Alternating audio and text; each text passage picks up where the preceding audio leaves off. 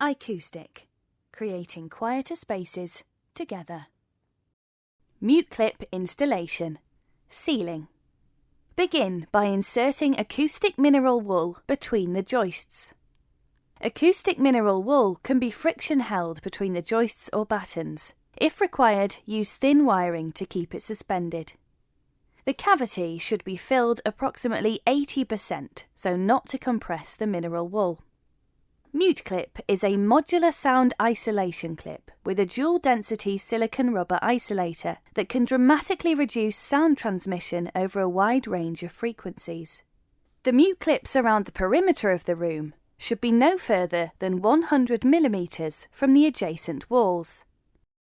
The other mute clips should be spaced at a maximum of 400 mm centered vertically, moving a maximum of 800 mm horizontally, creating a diamond configuration.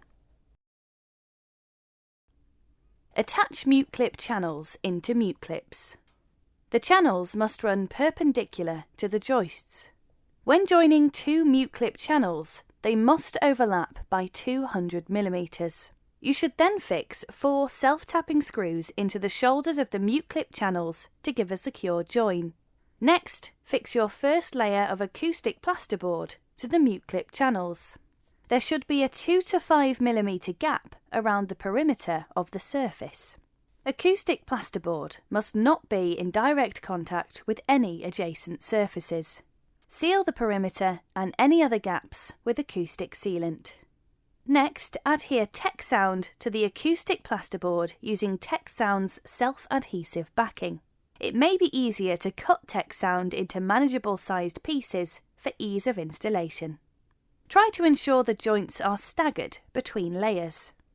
Fix your second layer of Acoustic Plasterboard, again staggering the joints, making sure that the screws go into the MuteClip channels.